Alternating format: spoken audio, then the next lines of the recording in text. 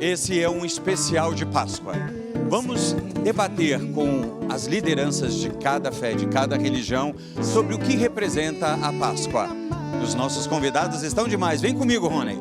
Aqui a gente tem, olha só, os ovos de Páscoa, os doces de Páscoa da Isis com a Simone. E temos com a Vivi aqui no Buffet Visane a nossa mini ceia de Páscoa. Com bacalhau, com tudo que tem direito. E aqui os nossos convidados. Temos aqui Reverendo Aldo Quintão, Padre Cleudon Amaral, Pai Kleber, Babalorixá hoje no programa.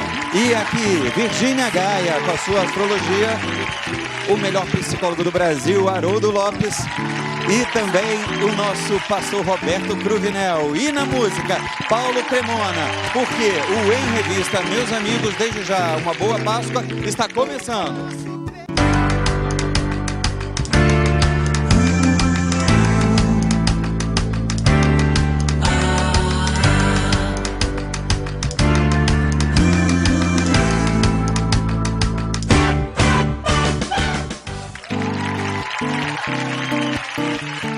Deus enviou seu Filho amado para nos salvar e perdoar. Na cruz morreu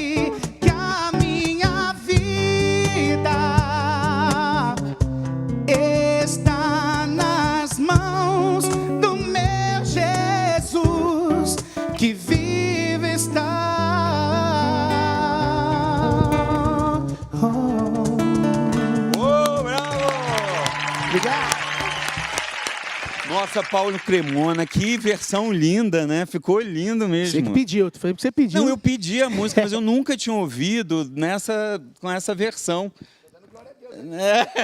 Foi versão em revista. Você que curte um jazz na música sacra. Muito legal, bacana, fantástico. Vamos cantar lá na catedral comigo? Pô, com certeza, será um prazer e uma honra. Quem canta lá com ele é um dos protagonistas, né? Aliás, o protagonista do Rei Leão, né? Júnior, né? Que canta lá na catedral anglicana com ele, né? Que bacana. Que bacana. E isso aqui hoje é a versão em revista. Sim. Conversão em revista. Hoje a gente tem um Babalaorixá aqui. Kleber, o que é um Babalaorixá?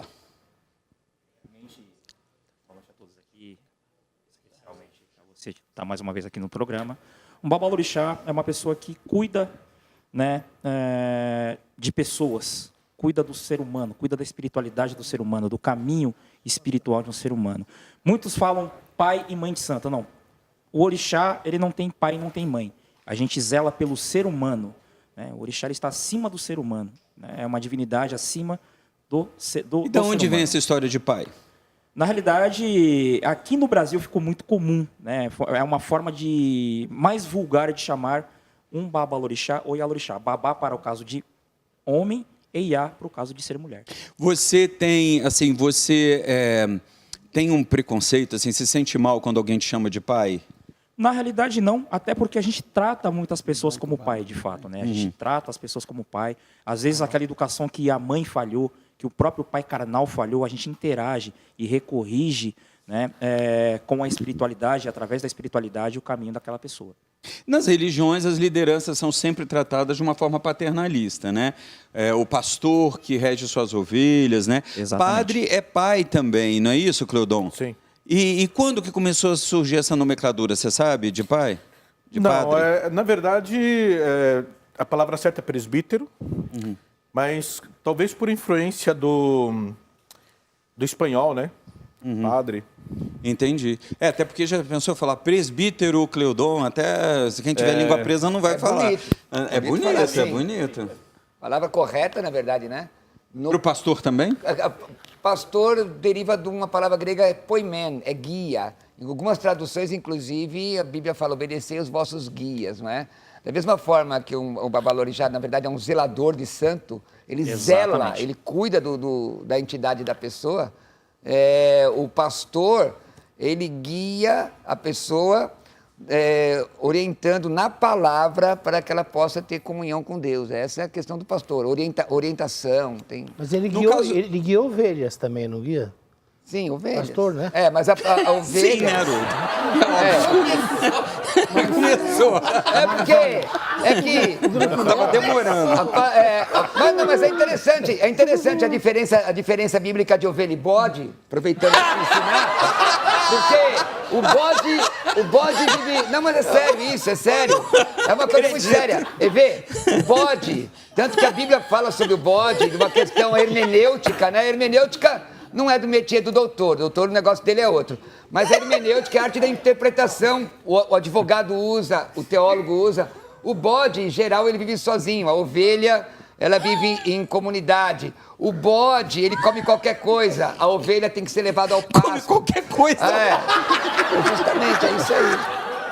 Gente, as metáforas nesse programa já começaram. Na verdade, o pastor, ele dirige ovelhas, ele dirige um rebanho, ele ensina um rebanho, ele tem alguém que o respeite, não é um aventureiro sozinho que está por aí. Mas eu acho que tem muito a ver, e você foi pelo caminho certo, tem muito a ver, 2.800 anos atrás, quando o rei Davi fez a comparação, né? Ele observou que o rebanho, bem cuidado por um pastor, ele tinha pastos verdejantes, ele tinha águas cristalinas e era protegido dos lobos. Maravilha. Né? Então aí ele diz, bacana. Senhor é o meu pastor e nada me faltará. E mais tarde, aí vocês têm mais facilidade do que eu para encontrar isso. Para carneiros, para abranger carneiro, ovelha e também o bode, a gente tem o zodíaco que vai falar desses diferentes animais. Eu quero que você fale sobre essa época do ano que representa para o zodíaco, Virgínia Gaia, já daqui a pouquinho, né? Mas ainda complementando já a primeira retórica, Reverendo Aldo, todo padre anglicano, ele é chamado de reverendo? Porque eu já vi pessoas chamarem o padre anglicano, o sacerdote anglicano, de padre também. Isso é correto? A questão é a seguinte, a origem anglicana, ela é britânica. O britânico, todos sabem que fala inglês. Se você encontra com um inglês e ele diz um para o outro, onde você estava, com quem você estava? Estava com meu father. Ah, estava com seu pai? Então, eles falam assim, por exemplo, lá na Catedral Anglicana, os ingleses, eles falam assim, eu estava com my reverend. Então, quando eles falam da gente, é meu reverendo. Quando ele fala com você, é meu padre, meu pai. Entendi. Com você ou de você. Então não é porque galgou algo maior, como por exemplo um padre que passa a ser monsenhor, não. Reverendo é utilizado normalmente. Aliás, reverendo é pronome de tratamento para qualquer religioso. Padre, pastor. Sim. Agora, na igreja anglicana, a gente se sente bem de qualquer forma e de qualquer maneira. Se chamar de pastor, a gente atende. Aliás, o americano chama de priest.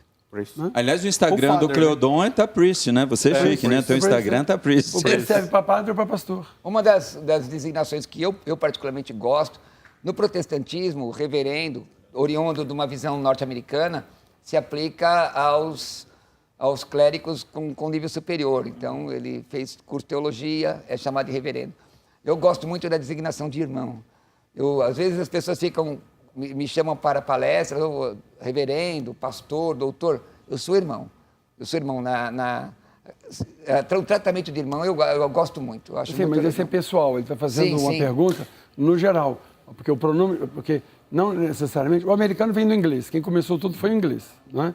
Então, o reverendo não necessariamente precisa ter alguma grande faculdade. Quando tem, por exemplo, quando é de uma universidade ou de uma catedral, aí é Right Reverend, né? Que está acima dos reverendos. Mas aí é coisa que não... O povo quer lá saber disso. Nos Estados Unidos, eles chamam padre de father. E a nível de etiqueta, qualquer pessoa considerada uma autoridade religiosa é sempre vossa reverendíssima. Por isso que ele também... Reverendo. Sim, Mas é o que eu te fala falei, isso. Cleudon. Se você está nos Estados Unidos e um americano esteve com você, ele não vai dizer para os outros que estive com meu father, porque ele vai falar meu pai. Ele vai dizer, estava com meu reverend ou my priest. Daqui a pouco a gente vai ouvir também do Baba Kleber sobre como a Páscoa e o Candomblé, como essa representatividade, se ela existe, como ela funciona, né? Daqui a pouquinho, assim como a gente vai ouvir que Virginia Gaia vai falar sobre essa época da Quaresma, o que representa a Páscoa dentro da astrologia também. Mas Haroldo Lopes, você sabe que é uma vertente, a gente está falando sobre Páscoa em geral aqui, e todo mundo sabe que o maior índice de suicídio é na época do Natal e Ano Novo. São nas festas de final de ano que a gente tem o maior número de suicidas, né? E em festas como a Semana Santa, isso acontece também. Não com tanta intensidade como no final do ano, mas digamos que vem em segundo ou terceiro lugar. Por que você acha isso? Que é uma época de redenção, é uma época de encontro com a fé. Por que isso ocorre?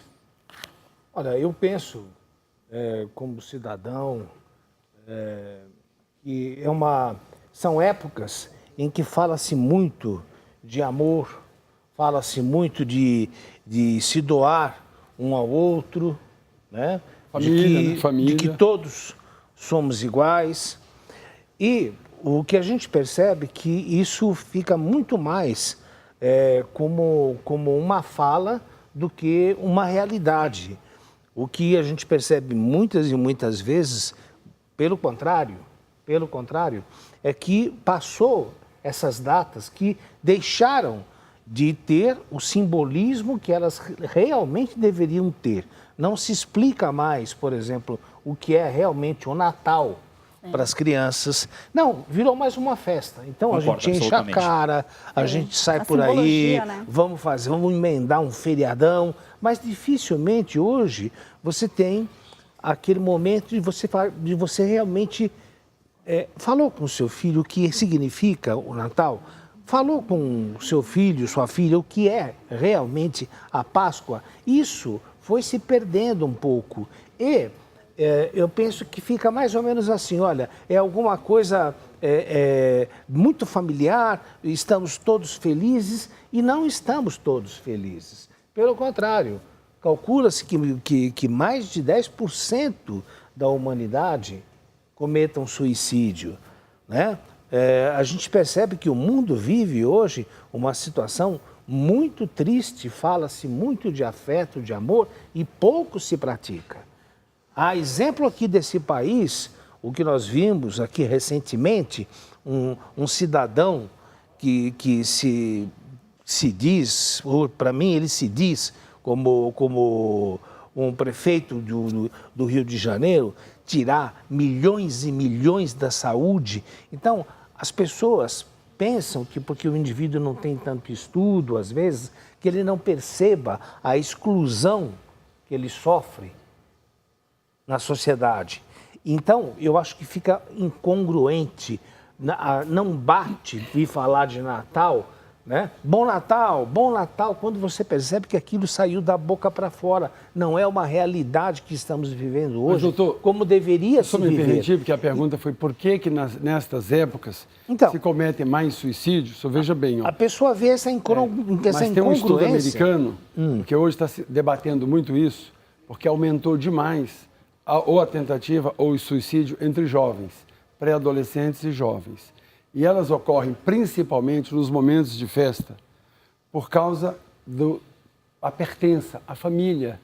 É festa de família. Por exemplo, nós sabemos aqui que existe mais infarto nos domingos à noite e na segunda de manhã. É verdade. Que é quando você tem que ir para a lida, que é quando você tem que deixar, às vezes, o gostoso do lar, você tem que trabalhar, você tem que enfrentar, você tem que cumprir com metas pré-estabelecidas e, às vezes, desumanas.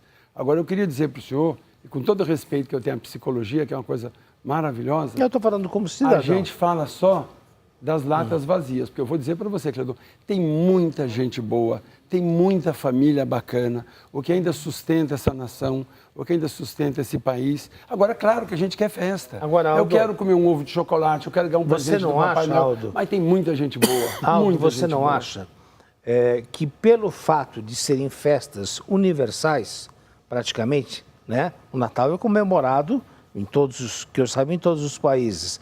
Eu tenho a impressão que perdeu um pouco aquela coisa do que é o Natal e virou uma grande festa. Comercial. Entendeu? E Não, nessa grande festa, mas é a disputa que a igreja tem com o shopping. Comemora-se A empresa que bebendo, tem. comemora-se usando Tinha drogas. mais jovem no Lollapalooza do que Entendeu? nas igrejas. E, Agora, e como é a festa a família da família... tem que ajudar, ué. E A também, família tem como que é a ajudar. festa da família, muitas pessoas não têm mais família. Então, precisa ver qual é a estrutura dessa pessoa. Tanto é que também nessas festas é onde nós vamos encontrar um consumo maior também de bebidas alcoólicas e drogas, associadas provavelmente à decepção de eu não ter uma família, ou então, Pode às ser vezes, também. às vezes Pode ser. tem uma família geograficamente perto, mas afetivamente distante. Você quer ver uma coisa? Se o senhor perguntar ao nosso músico aqui, eu não vou citar nomes porque eu tenho medo de errar e falar besteira. Cuidado, Paulo Cremona, cuidado. Paulo, você não vai encontrar um país, em que um grande músico tenha dado cabo da vida dele. No auge. No auge. Elvis Presley foi no auge. Não é? Kurt Cobain no auge. Foi. Amy Jogam- Winehouse. Não é verdade? Jogam a vida fora no auge. Porque nem sempre o ter, o possuir, A né, fama, nos traz a fama, fama. traz felicidade para a gente. Só que o senhor, Se citou, vocês me o senhor permitirem... citou 3 pessoas que também tem que levar em consideração um fato. Qual? Eles tinham, entre aspas, tudo. Mas não esqueça que todas essas drogas psicoativas Mas o que a gente acabou de que falar- eles usam Mas por que leva usa? à depressão. Mas por que induz usa? a depressão. Por que da minha época era Raul Seixas. Por que vai? É o que nós estamos conversando agora. Que a partir do momento que você começa a sentir o sentido da vida, eu quero pedir licença e pedir perdão para comentar isso. Olha, com muita humildade, com muita simplicidade, eu sou a menor igreja da cidade de São Paulo. Está aqui o pastor para dizer comigo e o senhor. Só tem uma igreja de origem britânica na cidade. Uma. E nós construímos o maior prédio de creche do país, com 1.000 crianças estudando e fazendo inglês por causa da caridade, da bondade, sem um centavo de dinheiro público. Agora, se a gente vai atrás, se a gente acredita, você quando viaja, vai nos seus shows, quanta gente boa, Cleudon, fala a verdade, não é? Quantas famílias maravilhosas, quantos pais com os filhos no pescoço, no colo, para assistir um show, para participar de uma palestra. O senhor sabe que o que eu estou dizendo é verdade. Quantas pessoas lhe procuram que têm amor à família, que têm desejo de ter uma boa família. Equilíbrio, exatamente. E tem orientação, reverendo Aldo, se me permite, uma orientação, eu até concordo com o doutor Haroldo, que parece que essa questão comercial é forte, mas existe, como você disse mesmo, um ensinamento religioso ainda profundo nas igrejas, que levam as igrejas a ter uma visão de família muito forte, que leva à membresia. Por exemplo, na nossa comunidade, lá na cidade de Arujá, onde eu sou pastor, nós sabemos do consumismo, da questão do ovo de chocolate, do consumismo do Natal, mas nós passamos o ano todo orientando essas pessoas que Jesus, ele é bem presente, que o Espírito Santo está ali para ajudá-los, que a palavra de Deus diz que eles têm que se fortalecer em comunidade. E isso pode até acontecer de ter uma dificuldade, um problema pontual, mas é muito difícil de vermos essas questões com relação ao suicídio, aonde esse tipo de ensinamento, ele é maciço. Geralmente, por exemplo, um sacerdote, ele tira a própria vida, alguém tira a própria vida, se você for analisar, ele está isolado, está sobrecarregado, está muito atarefado. Você que tem poder compartilhar, por exemplo... gancho. Você que tem um bom conhecimento bíblico, lembra quando Jesus ele falou assim, nem Salomão, com todas as roupas belas, com todo o fashion week dele, ele conseguiu ser tão belo como uma simples flor. Verdade, está escrito na Bíblia de Mateus. Aí ele falou, pare de se preocupar excessivamente com amanhã. Porque o relacionamento fica, as coisas Olhe para as passam. flores. Ele quis dizer, tem coisas lindas. Houve uma secularização, as pessoas se Isso. afastaram de Deus. É verdade. Mas não Deus delas.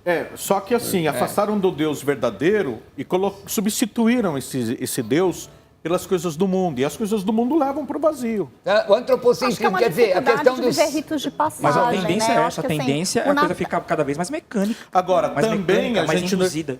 a gente não pode também se esquecer que tem pastores, padres, bispos que entraram em depressão porque também, por causa disso, muita atividade, estresse, muita estafa. E isso tem que não ser tem um retorno tratado, eu também que acho, É um porque distanciamento às do vezes... sagrado, na verdade. Você acha, Olha, Virgínia, que é um distanciamento do sagrado Sim, acho que é um por parte dos próprios clérigos? Não acho que seja assim, eu não acho que cabe colocar culpa, imputar culpa à igreja, aos clérigos, acho que não, acho que é um distanciamento do sagrado que as pessoas estão deixando de ter. Né? A ideia, por exemplo, da gente viver ritos de passagem, a gente está falando do Natal, da Páscoa, tem toda uma história, toda uma narrativa que também combina com os ciclos da natureza, que é onde nasce a astrologia, na ideia da gente medir ciclos naturais e fazer disso um grande ciclo de vida, e que as pessoas esquecem de celebrar essas coisas. Né? Eu acho que é um distanciamento, na verdade, do sagrado, que pode estar numa igreja, que pode estar num terreiro, que pode estar numa consulta que eu faço com um astrólogo, com um ritual pagão, na bruxaria. Enfim, é um distanciamento do sagrado. Eu acho que a gente hoje está muito preso no dia a dia, no cotidiano, nas tarefas que a gente tem a cumprir até aqui, né? Reiterando que muitas vezes até a gente tem questões envolvendo problemas psíquicos, atos bárbaros como suicídio, até dentro da comunidade religiosa, que acontece também. Sim, hoje um grande problema que, por exemplo, a Igreja Católica vive na Europa, Cleudon, você sabe disso, é com o álcool. Né? E isso, por quê? Primeiro que já é um hábito nos países muito frios, às vezes nem tomar água, mas tomar vodka. Chato isso, né? Mas assim, fora isso... É uma realidade. Do frio, né? Mas fora do frio. E aí junta também com a depressão. Mas por que um religioso que passa essa segurança para as pessoas, que através da fé elas fogem da depressão, ele cai em depressão, como a gente viu já com o padre Marcelo se expressando Mas dessa ninguém é forma, perfeito, o padre né, Fábio de gente? Mello. Todo mundo tem seu lado luz e seu lado sombra. Eu costumo dizer que cada um reage de uma forma com a decepção. Mas a culpa talvez seja da própria instituição religiosa, do sentido de, a partir do momento que você é um sacerdote, você é invulnerável. Isso não é verdade. Não Jesus disse assim, Jesus, não foi? Ele disse, a minha alma está angustiada até a morte. Elias, no primeiro livro dos Reis, capítulo 18, ele entra no estado depressivo, que ele deixa o discípulo, procura o ostracismo, entra na autoindulgência, pede a morte, que na verdade nem queria morrer. Então eu acredito, porque veja bem, eu não posso desprezar a questão psicológica. Deus criou o homem assim, Deus criou o homem com uma mente, com uma alma. E às vezes a exacerbação religiosa leva a pessoa a achar que não é humano. E quando ela vê, a corda está estourando. E aí pode criar problemas sérios, como quantos pastores não têm tirado a vida nos últimos, talvez no último ano, e nós temos orado. Por quê? Porque ele só dá essa visão da teologia da prosperidade que não tem nada a ver com a Bíblia, não tem nada a ver que... Essa semana mesmo aconteceu de um cantor gospel, então, né, que tirou aí, a sua Deus vida. vai te dar tudo, Deus vai fazer tudo por você. Não, Deus vai estar com você até nos momentos difíceis. Agora, como a pessoa se relaciona com isso? Um sacerdote, muitas vezes, ele tem que dar, e ninguém chega para ele, como é que você está? Você está bem? Eu posso orar com você? Até porque Alguém já Posso me estar junto? procurou para falar que ganhou na Mega Sena? Verdade. Não. É, Só para contar desgraça. problema, Porque as pessoas atribuem ao sacerdote Uma pergunta para todos invencibilidade. aqui. Foi falado de Natal, de Ano Novo, de Semana Santa. Páscoa. Páscoa. Páscoa ainda Agora, Carnaval, o índice de suicídio é grande?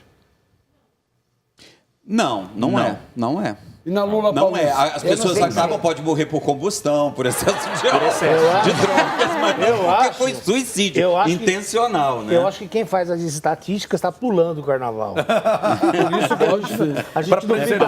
A gente Mas não eu fica- preciso- Perdão. Mas você vê, olha que interessante, né? Você estava falando, olha, nós não podemos esquecer que Jesus suou sangue.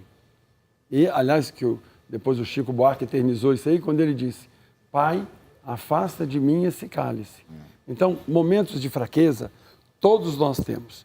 O que a gente precisa é ter uma força espiritual para a gente não sucumbir a essa fraqueza. Eu completo agora 40 anos que eu entrei no seminário, eu tinha 16 anos. Você primeiro foi um sacerdote católico, depois você se tornou um sacerdote anglicano e depois se casou, não é isso? Depois me casei. Porque muita gente acha assim, o padre da Igreja Católica porque casou. Reverendo não. Reverendo Aldo, ele depois que ele já era um sacerdote anglicano... Eu não, olha, aliás, nunca enganei minha esposa e nem tenho que enganar ninguém, não é? Você sabe que na Igreja Católica Romana, pouca gente sabe disso, tem padres casados. Os orientais uniatas podem se casar no Oriente. E mesmo na Inglaterra, João Paulo II já autorizou muitos anglicanos que queriam passar para a Igreja Católica, que a Igreja pode aceitar. Tem uma prelazia que cuida só disso. O anglicano pode ir para a Igreja Romana e o romano pode vir Agora para a nós vamos saber daqui a pouquinho, que eu tenho que ir para intervalo, nós vamos saber daqui a pouco o que é, já vamos falar sobre isso, o que é a Páscoa. Para cada sacerdote aqui presente, eu quero dizer que o Buffet Visani trouxe uma mini ceia de Páscoa aí, não é, Vivi? O que a gente tem na sua mini ceia de Páscoa? De bacalhau. E eu trouxe alguns outros salgados também que eu trabalho, que são quibe, risole. Para vocês todos experimentarem. Bacana! Buffet Visani, que atende em todo o Brasil. Isso, nós atendemos todo o Brasil. E ceia de Páscoa também. Ceia de Páscoa também. Você que quer um orçamento, entra na nossa rede social, @Buffet Visani e o WhatsApp 985688455. E para sobremesa, a Asis trouxe para nós esses chocolates maravilhosos, não é isso, minha querida? É uma tentação tá aqui. Você está microfonada? Ela está com o microfone? Não? Então daqui a pouco eu vou aí para você falar um pouquinho dessas sobremesas que a gente tem aí maravilhosas. Paulo Cremona, a gente vai para o intervalo com sua voz linda, com seus músicos. Apresenta seus músicos.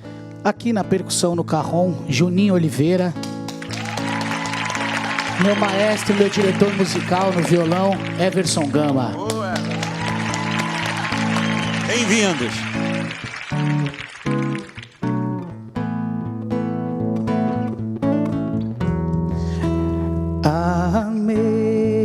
Amazing grace, how sweet that sound, and that saved a wretch like me.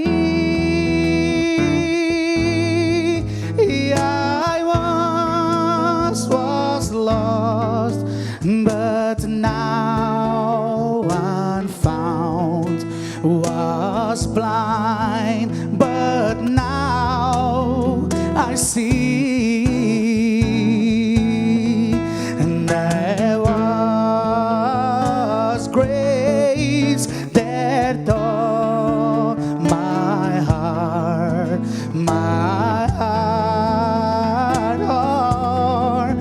to fear.